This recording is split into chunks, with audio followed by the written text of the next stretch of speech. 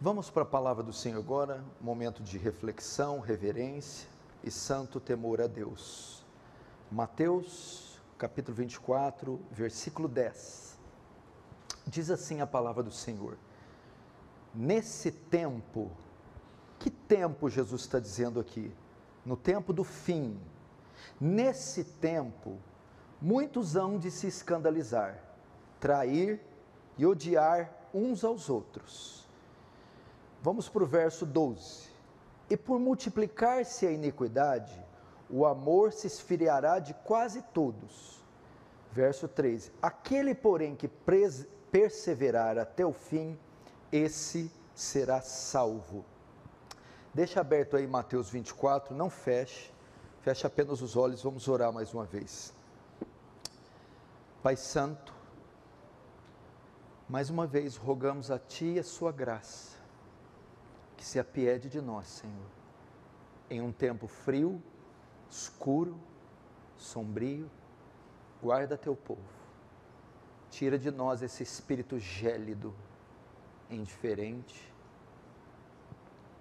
egoísta, e traz de nós o senso do espírito do Evangelho, amor, abnegação, entrega, doação. Senhor, precisamos para a condução desse culto de graça, sem a qual não podemos ir adiante. Despeja da Tua graça, Senhor. O próprio nome diz, é favor imerecido, benevolente, gracioso do Senhor. Traz sobre toda essa congregação, não deixa nenhuma mente dispersa, nenhum coração frio, mas leva todos cativos à Tua obediência, cheios de temor e reverência, diante do Deus Trino, do Santo Deus, de maneira que o Teu reino avance, que Tu recebas glória para Si, e nos conforme a imagem do Seu Filho, em nome de Jesus. Amém. Irmãos,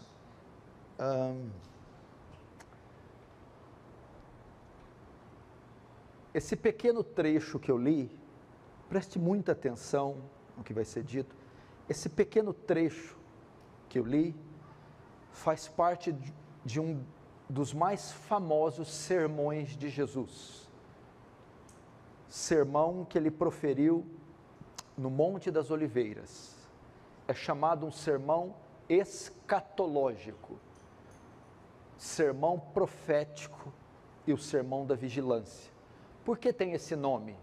Sermão escatológico e sermão profético. São profecias que Jesus faz de acontecimentos que ocorreriam próximo ao fim dos tempos, ao fim do mundo. Acontecimentos, sinais que ocorreriam, que marcariam o retorno de Jesus, a volta de Jesus. Então ele começa a proferir essas palavras, respondendo uma questão dos discípulos, que dizem: Mestre, quando sucederá todas essas coisas? Quando será o fim?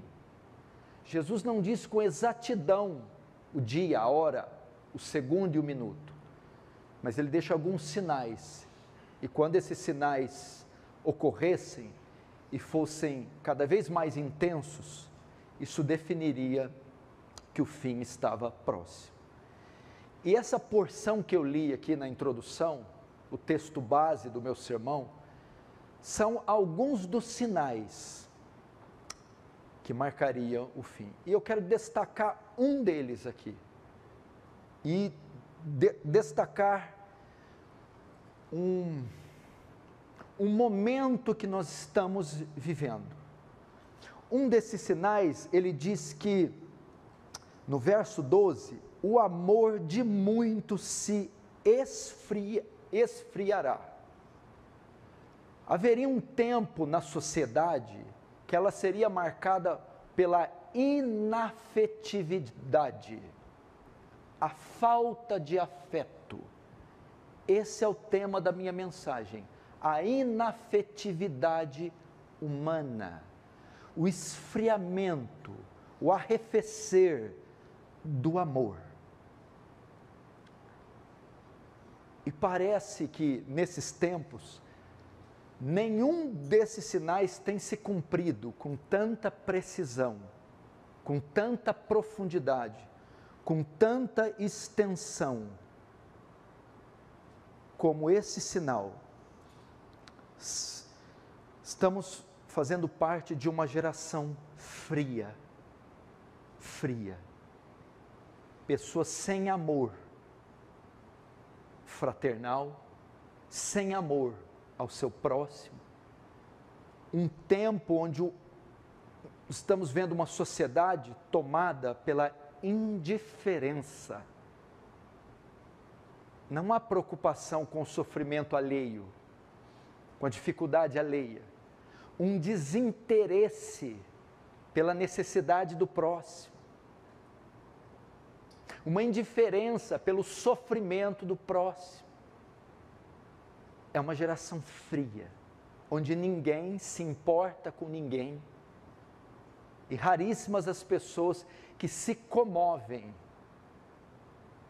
com o sofrimento alheio. É um momento muito crítico da existência humana, uma geração profundamente egoísta. E Jesus disse que esse cenário seria típico do fim. Esse esfriamento do amor cobriria toda a face da terra. As pessoas seriam frias, calculistas, egocêntricas, egoístas, indiferentes umas com as outras. Quem tem mais de 40 anos aqui, vai se lembrar que quando chegava as vésperas do Natal, o mês de dezembro, falava-se muito de espírito natalino. Famílias se reuniam, presentes eram colocados embaixo de uma árvore, pessoas se reencontravam, abraço, beijo, calor, carinho. Quem tem de 20 anos para cá não sabe do que eu estou falando. Isso acabou. Pessoas que passam o Natal, por exemplo, dormindo, brigadas umas com as outras, não olham uns nas caras das outras, famílias não se reúnem mais, não se presenteiam, não se abraçam, não se beijam, e quando se reúnem é para falar mal uma das outras. Acabou isso, daquele momento de união. Palavras como eu te amo não se ouvem mais. Você não vê mais o pai falar para o filho: filho, papai te ama. Ou a mãe falar para o filho: filho ou filha, mamãe te ama. Marido e esposa não trocam mais afetos. Meu amor, você é a pessoa mais importante da minha vida. Eu amo você. Essas coisas têm acabado. O amor entre o sexo oposto foi substituído por lascívia. O jovem homem, quando olha uma garota, só pensa no corpo. Esse, para mim, esses aqui são dos sinais mais horrorosos da volta de Jesus. A Bíblia fala de sinais como terremotos, guerras, fomes, pestes, estamos vivendo uma, mas todas essas estão em campo físico. Essas são em campo ideológico, afetivo, sentimental, amoroso. São sinais horrorosos. E nós, como cristãos, não podemos dar o luxo de deixar essas coisas adentrarem. Dessas coisas nos alcançarem. Somos a instituição do amor. Devemos ser conhecidos pelo amor, propagadores do amor, pregadores do amor. Mas, infelizmente, esse sinal da inafetividade tem acontecido. Qual a última vez que o marido abriu a porta do carro para a esposa entrar? Puxou a cadeira para ela se sentar? veio do trabalho com um buquê de flores, escreveu uma carta para ela, se declarou. Qual a última vez que o pai saiu do meio do furacão do trabalho para pegar o telefone 2 minutos e ligar para o seu filho e dizer: papai só está te ligando para dizer que te ama, que você é o bem mais precioso do papai depois da mamãe e do Senhor Jesus. E as amizades? Levanta a mão aqui quem tem 2 amigos pelo menos. Você não vai conseguir levantar a mão, provavelmente você não tem 2 amigos. Eu não estou falando perfis nas suas páginas, que aquilo não são seus amigos. É uma geração, um tempo muito frio. Isso é lastimável. Ver os efeitos disso, as consequências disso na sociedade é cruel. E nós vamos ver essa noite alguns frutos da inafetividade humana. Quantos males ela causa. Quantos males ocorrem com um homem, com uma mulher que se deixa levar por ela, que se esfria, que se torna indiferente, que deixa o amor acabar para com sua família, para com seu semelhante, para com os irmãos em Cristo. E o próprio texto nos dá alguns sinais dessa inafetividade e vamos passar por outros na Bíblia. O primeiro fruto da inafetividade, do amor se esfriar, a inafetividade é marcada pela deslealdade, pela infidelidade. Em razão desse amor se esfriar, as pessoas se tornaram desleais, infiéis. Não encontramos mais hoje na nossa sociedade pessoas leais, que estão conosco em todo tempo, em todo momento, prontas a nos defender até o fim. Companheiros, amigos, parentes, irmãos em Cristo, leais. Aqueles que te defendem, estão com você até no fim, nos momentos mais difíceis, onde você mais precisa, onde ele pode se comprometer se fizer o tal, mas ele está lá, fiel, leal, com você, até o fim. Mas a inafetividade, ao contrário da lealdade, ela traz o oposto. E o texto diz: naqueles tempos muitos se escandalizarão e trair-se-ão uns aos outros.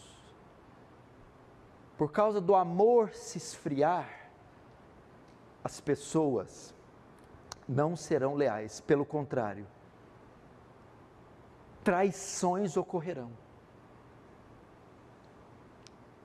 Nós, na nossa caminhada nesse mundo, nessa sociedade, somos marcados por isso, traidores, pessoas em quem nós confiamos, em quem nós fizemos alianças, com quem fizemos alianças, com quem fizemos vínculos, e nos deixaram no momento que mais esperávamos, nos traíram, voltaram as costas, traíram.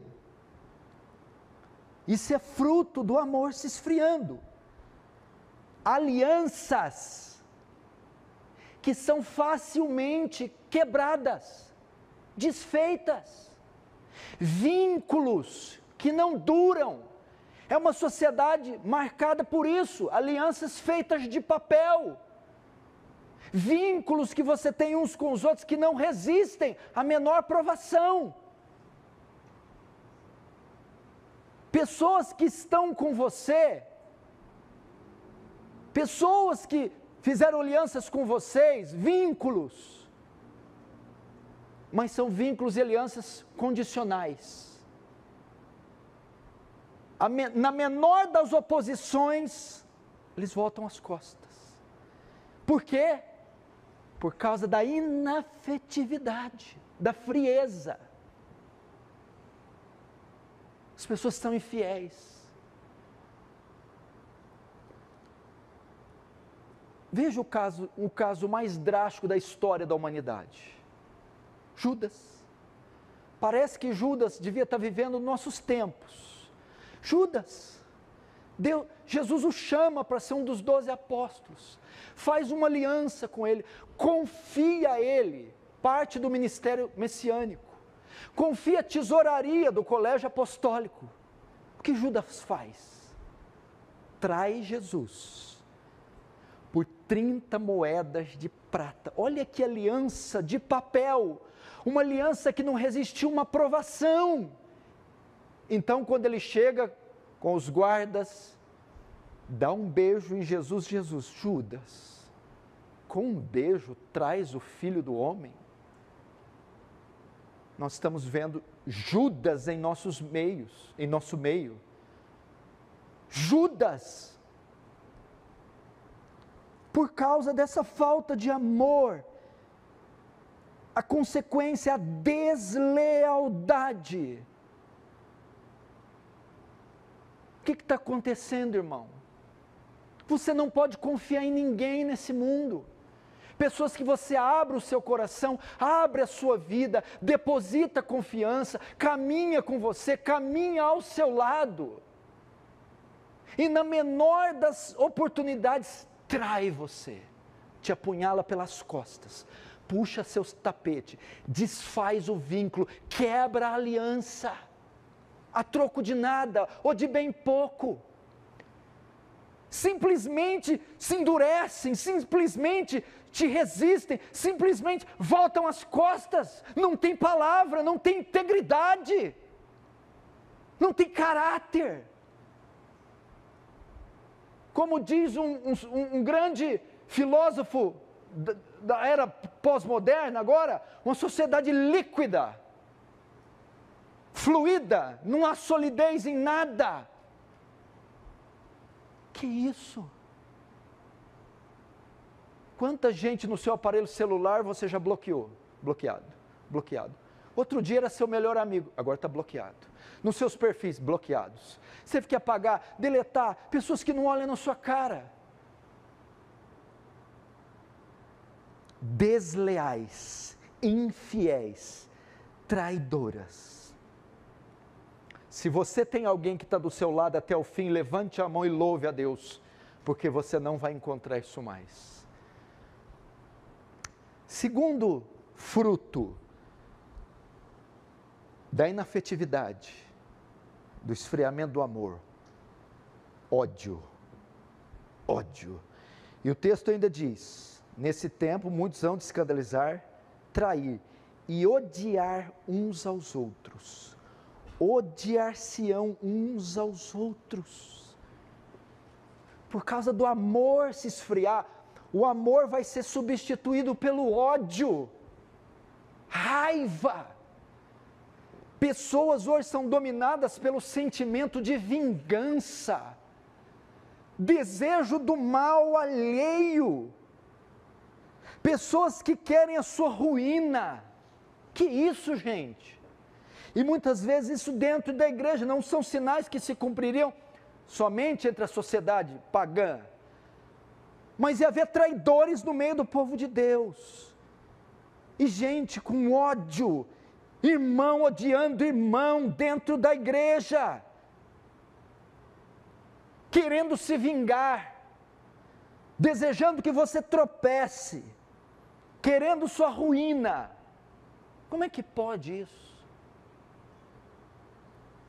Pessoas que torcem contra você, que não se alegram com o seu sucesso, pessoas que se irritam com o seu sucesso, pelo contrário, se alegram, se satisfazem com a sua derrota. É exatamente o que está no Salmo 35, o que aconteceu com Davi. É o cumprimento desse texto. Veja só, Quando, porém, tropecei, eles se alegraram e se reuniram-se contra mim. Os abjetos que eu não conhecia, dilaceraram-me sem tréguas.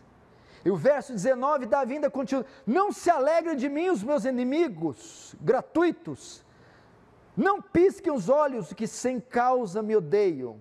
Não é de paz que eles falam, pelo contrário, tramam enganos contra os pacíficos da terra. Davi diz: quando porém tropecei, eles se alegraram e se reuniram contra mim. Nós vivemos um tempo assim, gente.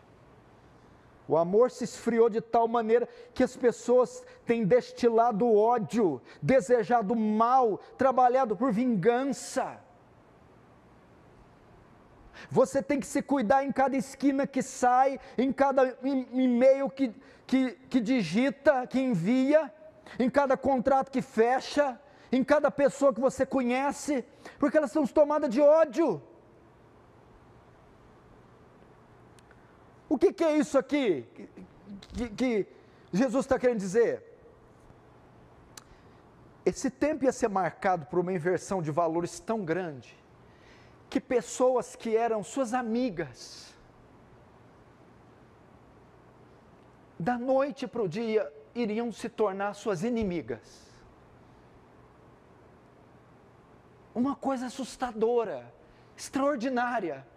Pessoas que eram suas amigas, você amou, e você tinha vínculos íntimas, do dia para a noite se tornam suas inimigas.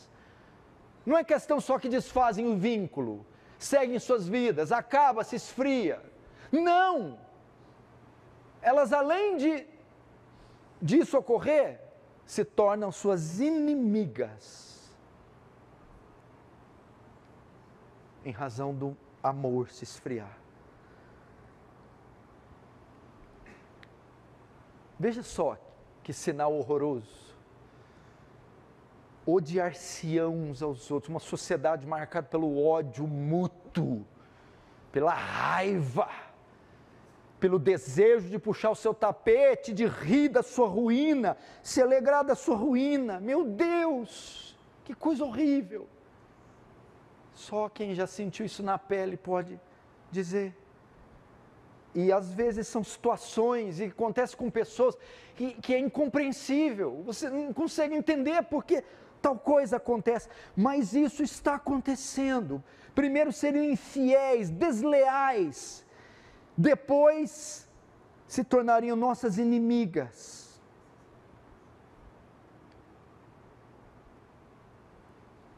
Você conhece o sabor do ódio? O sabor de ter o inimigo?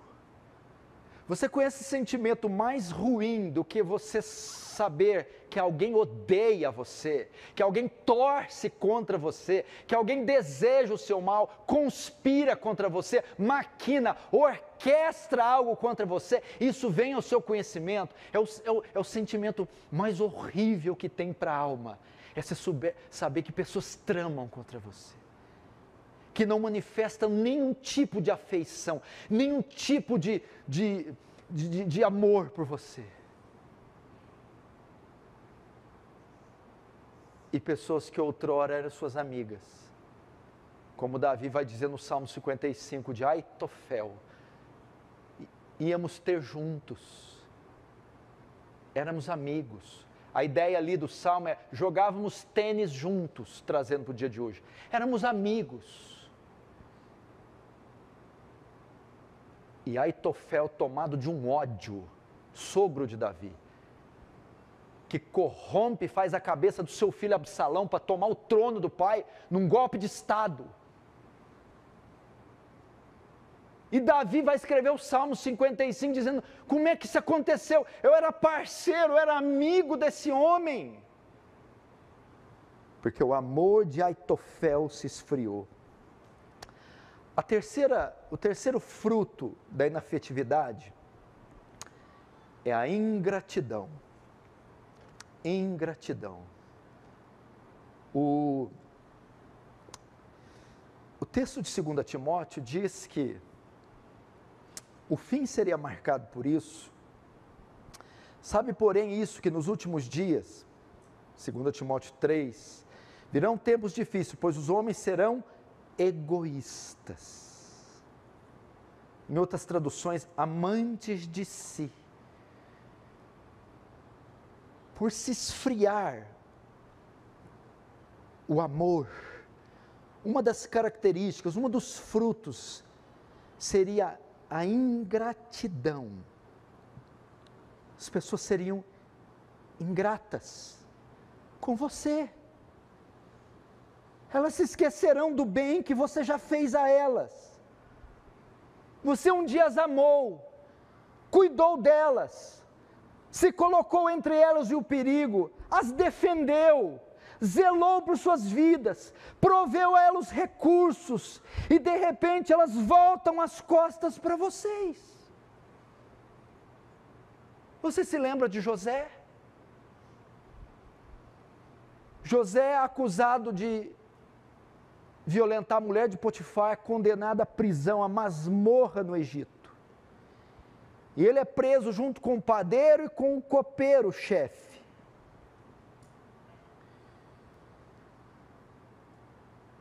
Ele é preso com o padeiro e com o copeiro-chefe. José tem um sonho, e é para o copeiro-chefe. Ele tem um sonho que o copeiro vai ser livre do calabouço e vai ser restituído o seu cargo na presença de Faraó.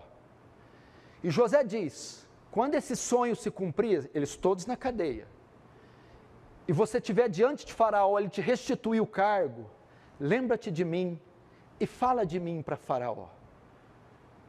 Então o sonho de José se cumpre. Faraó manda tirar o copeiro-chefe da cadeia e restitui o cargo. E ele se apresenta diante de Faraó, mas a Bíblia diz, e o copeiro-chefe se esqueceu de José, não se lembrou de José. Ingratidão.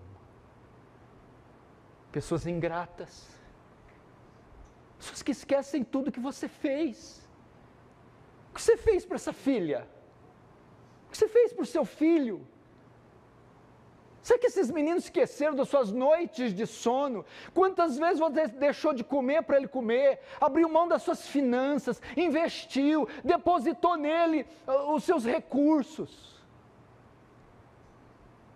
E agora esses meninos se rebelam, se levantam contra vocês, como se nada tivesse acontecido. O que é isso? Ingratidão. Ou pessoas que você ajudou, que Deus colocou na sua vida, que chegaram descalças, chegaram sofrendo, desprezadas, humilhadas, feridas, e você abriu os braços, abriu sua casa, você acolheu, pregou o Evangelho, você amou, e amou sem reserva, sem nada em troca. E essas pessoas, como com José, te viraram as costas, se esqueceram de todo o bem que você fez. Por quê? Porque o amor está se esfriando e elas se tornam ingratas. E Paulo vai dizer, nos últimos dias as pessoas serão amantes de si, ingratas. O mesmo em Paulo. Meu Deus do céu, tem cabimento alguém fazer uma coisa com o apóstolo Paulo? O homem mais doce que pisou na terra, mais santo. O homem que mais trabalhou para a causa, que mais plantou igreja, que mais fez discípulos. Um homem que não comia, não dormia, não se vestia, não vivia. Entregava tudo para o reino. Ele é preso em Roma. O tempo da morte dele está chegando. Ele vai descrever as suas últimas palavras. E nas suas últimas palavras, sabe o que ele diz? No meu primeiro julgamento, ninguém compareceu em minha defesa. Por que o autor fez questão de registrar isso? Uma epístola canônica, cheia de doutrina. Porque Paulo estava frustrado. Paulo estava profundamente ferido. Pessoas que eu amei, que eu pastoreei, que eu discipulei, que eu me doei. Agora chegou o dia do meu julgamento. Ninguém compareceu para me defender. Que coisa mais trágica. A ingratidão é um fruto do esfriamento do amor. Imagina Paulo, porque Paulo, por mais colossal que fosse, era homem, tinha sentimentos. Paulo devia estar se perguntando na prisão, mas o que eu fiz? Eu sempre dei o meu melhor. Será que não tem um capaz de vir e sair em minha defesa? Não, Paulo. É porque o amor se esfriou dessas pessoas. É o que nós estamos vendo hoje. Pessoas infiéis, traidoras, vínculos superficiais, alianças que não resistem nenhuma provação, ódio, de amigas tornam suas inimigas,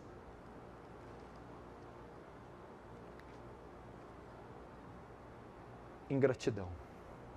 A ingratidão é amarga, a ingratidão dói. Irmão, não é fácil viver nesse mundo, não. Principalmente para aqueles que se doam, para aqueles que amam o próximo, para aqueles que contribuem. Você sentir isso na pele é terrível. Mas Jesus disse, o amor de muitos, outras traduções de quase todos, se esfriaria. E estamos falando de gente aqui dentro, gente entre nós, com essas características. A quarto fruto da inafetividade, do esfriamento, é bem irmão dos outros, o egoísmo. Egoísmo. E o texto também diz que, de Timóteo, que nos últimos tempos as pessoas seriam egoístas. É uma geração que pensa só em si e em mais ninguém. Eu estou perplexo, porque eu caminho nos corredores da sociedade. Eu sou um pastor que tá presente em biqueiras, favelas, hospitais, presídios, velórios. Eu trafego em todas as camadas da sociedade, no meio da elite, do rico, do pobre, da criança, do jovem. Eu estou perplexo com esse sinal, o egoísmo.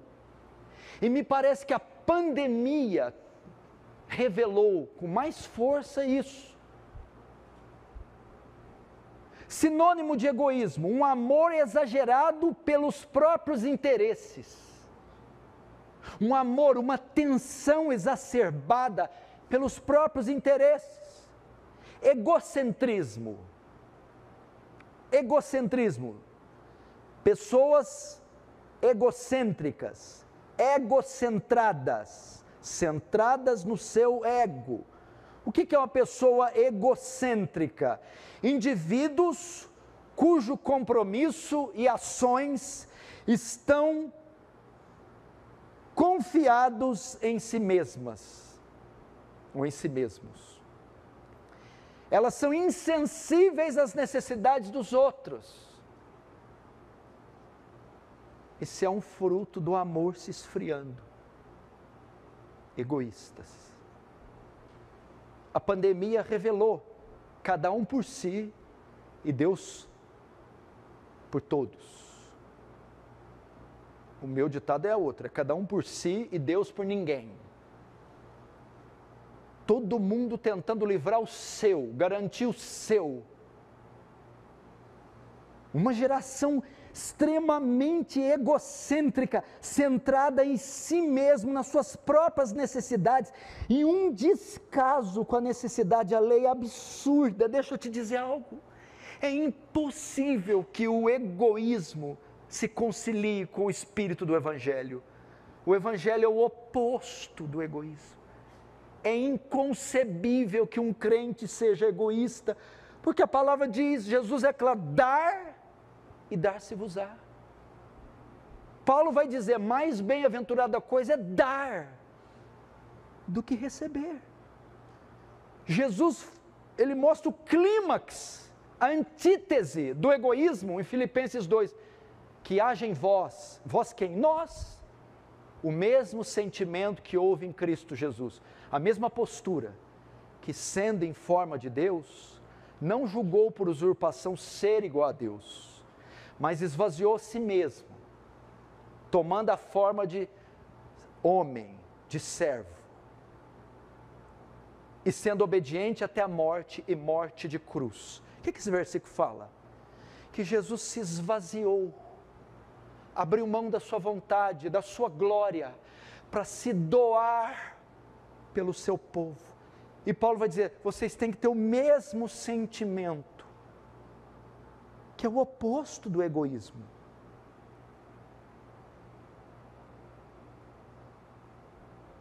O que Jesus disse no Sermão do Monte? Quem tem 2 túnicas, reparta com quem não tem nenhuma. Se pedir para caminhar 1 milha, vai 2 com ele.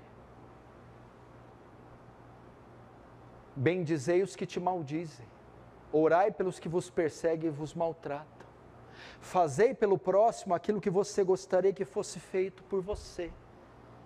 Mas é uma geração extremamente centrada em si. Como que pode? Tem gente morrendo ao nosso lado. Tem gente mais necessitada que nós. Ninguém tem tão pouco que não possa doar. E ninguém tem muito que não possa necessitar.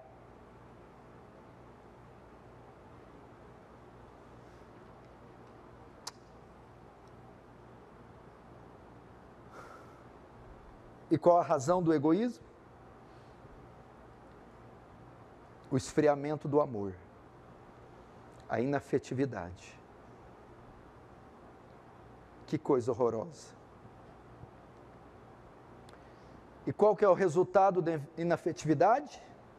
Verso 10, nesse tempo, muitos hão de se escandalizar. Claro. O grego dá a ideia aqui de levar a tropeçar. Escândalo, mau testemunho. Essa composição que a sociedade ia entrar, essa configuração, essa frieza exacerbada, generalizada, ia promover escândalos. Pessoas envolvimentos com relações reprováveis, envolvimento com negócios sujos, envolvimento com pecados sexuais, envergonhariam o nome de Cristo. Esse esfriamento traria isso, escândalos, tropeços. E Jesus disse em Mateus 18:7, ai do mundo por causa dos escândalos. Mas é mister que venham os escândalos, é necessário. Mas Jesus pronuncia um oráculo de maldição, ai do mundo por causa dos escândalos. Essa geração fria, essa inafetividade produziria escândalos.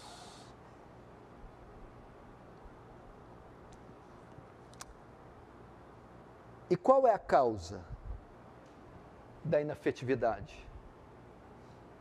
O que tornaria as pessoas tão frias?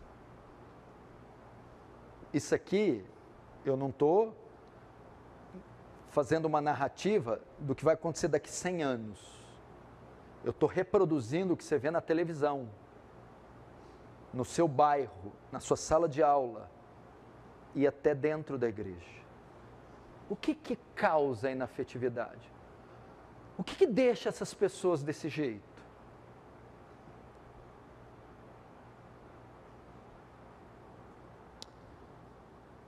O verso 12 responde, e por se multiplicar a iniquidade, o amor se esfriará de quase todos.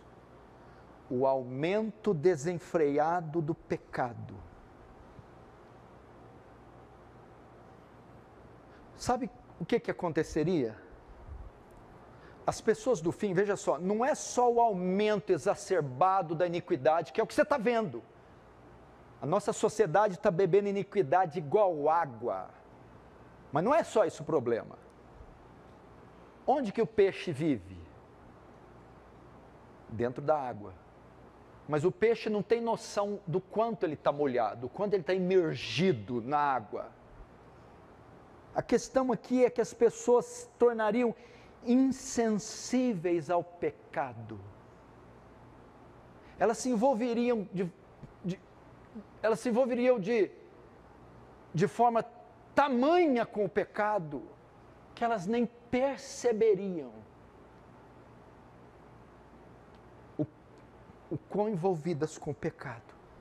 E isso faz o amor se esfriar.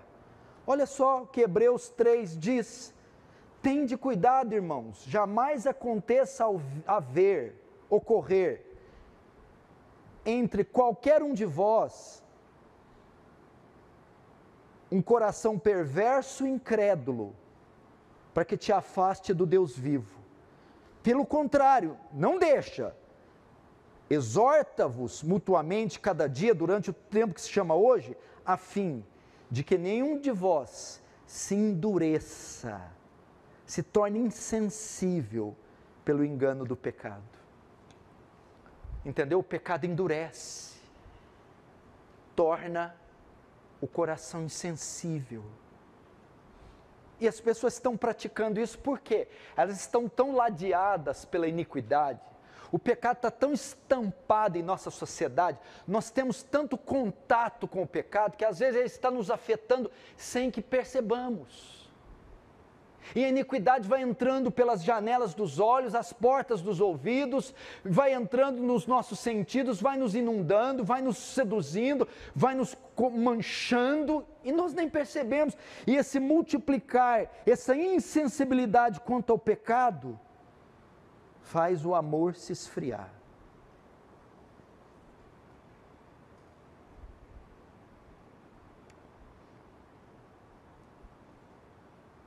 Isso que as pessoas nem percebem o quão egoístas são, o quão infiéis são, quão odiosas estão, quão egoístas são.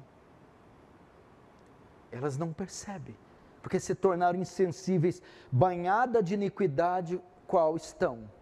Isso é o pecado, gente. E Hebreus diz, cuidado para que vocês não se endureçam pelo pecado. E se tornam essas pessoas frias, indiferentes.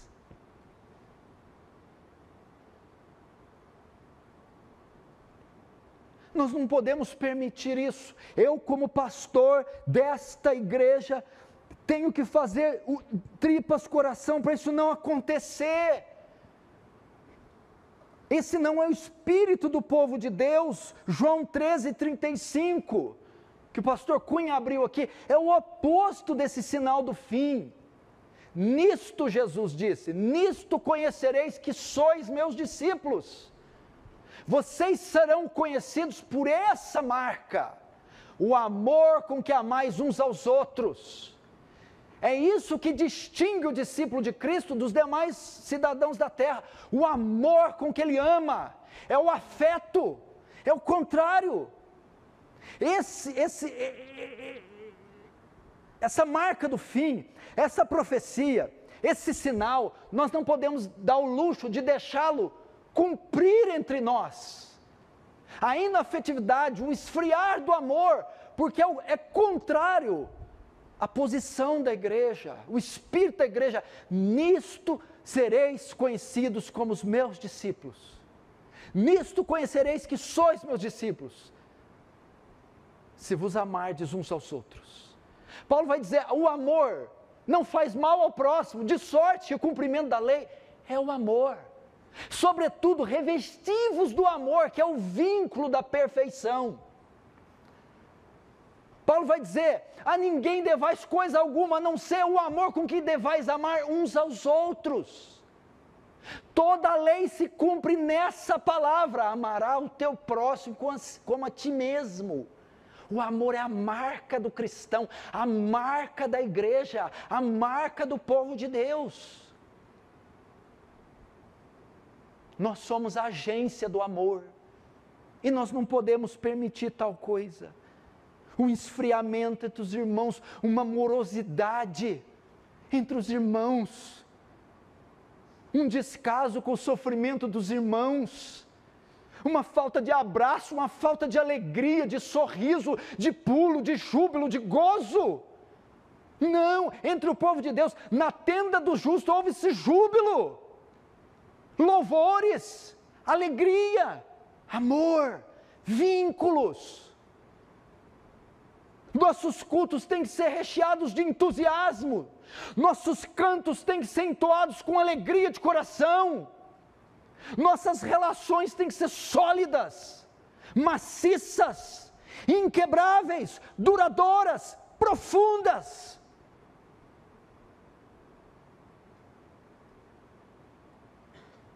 Sobretudo tenhais ardente amor uns para com os outros, porque o amor cobre a multidão de pecados. É um amor ardente, é um amor pronto a dar a vida.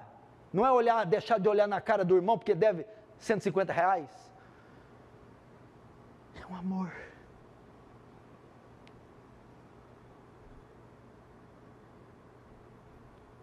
Hoje me alegrei porque disseram: vamos à casa do Senhor.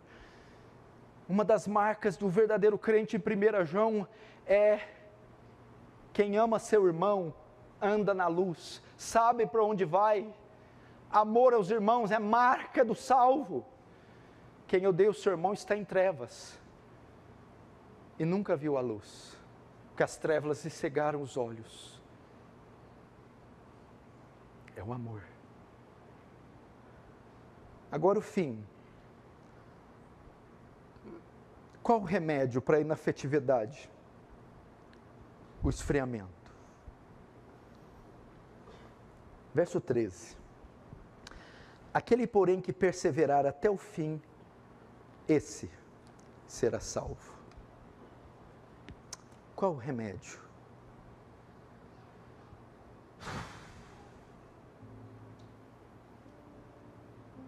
Como prevalecer sobre tudo isso? O que o texto diz? E aquele que perseverar, é como se essas ondas viessem sobre a terra e cobrissem toda ela, essas ondas de escuridão, ondas de iniquidade, ondas de ódio, ondas de infidelidade, ondas de esfriamento, e Jesus disse: resistam, suportem, lutem.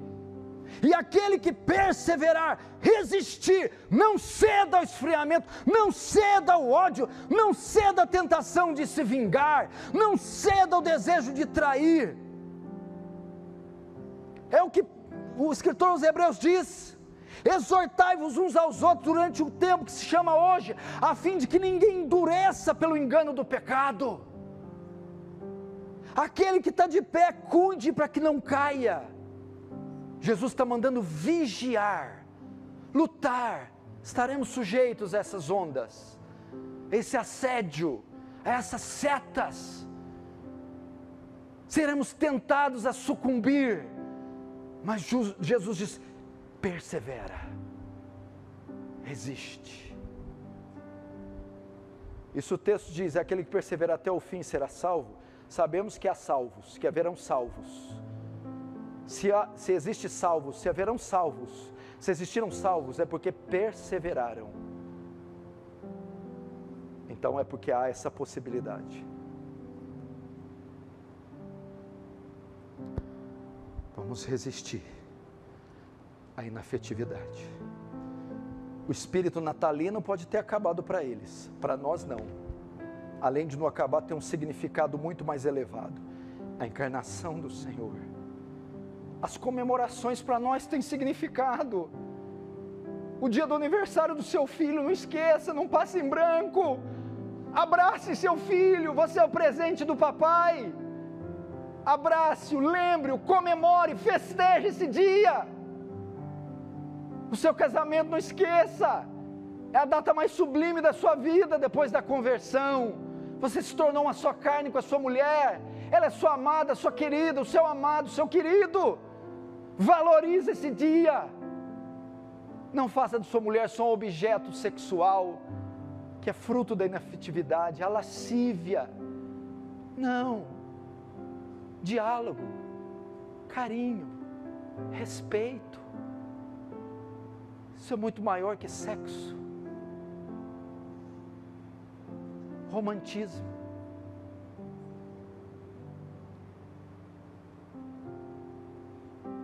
Crie amizades sólidas. Faça amigos. Não espere que eles venham fazer. Faça você. Faça como aqueles 3 valentes que arriscaram a vida por Davi. Faça como Itai, fiel até o fim com Davi. Faça como Jonatas, morreu na batalha com uma aliança inquebrável com Davi. Faça vínculos com a sua igreja local. Não saia falando mal dos seus pastores, da sua igreja por qualquer coisa. Supere os obstáculos antes que sejamos pegos pela inafetividade. Vamos começar? Quer ver? Eu vou te dar umas dicas, eu já encerro. Não fica bravo comigo não. Se o seu amor se esfriar, você está com raiva de mim. Como que eu quebro isso? Escreve uma mensagem bonita, gostosa. Manda para a pessoa que você ama. Ou grava um áudio. Elogiando, se declarando para alguém. Manda. Ou uma mensagem só que serve para 20. Manda. Amanhã cedo, vai ali na Major Nicásio. Leva a coitadinha para comer um pastel. Compra um botão de rosa para ela aqui, no City Posto. E na segunda-feira vai na Patrícia Flor e compra um buquê de 200 conto. Que ela merece. Faz um almoço amanhã, aquela mesa bonita. Chama gente que você ama. O que você trazer? Não traz nada. Você é o presente. Vem.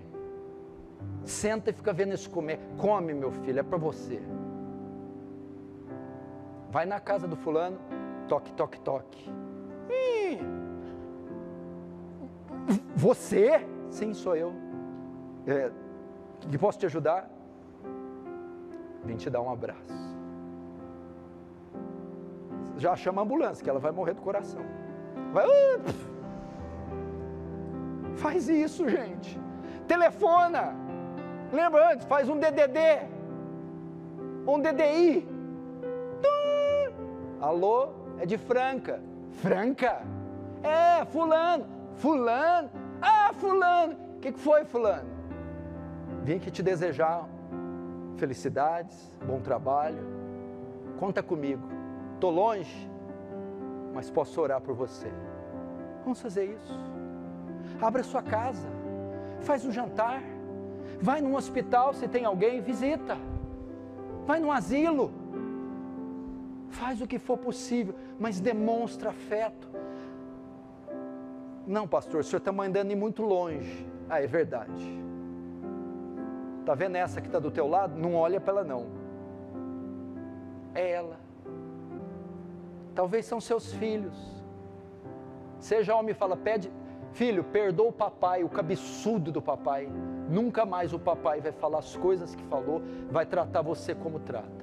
Amanhã o papai vai acordar cedo e passear com você. Os irmãos, fulano, nada não, mas estou aqui, conta comigo. Amém? Vamos fechar os olhos e curvar nossa cabeça.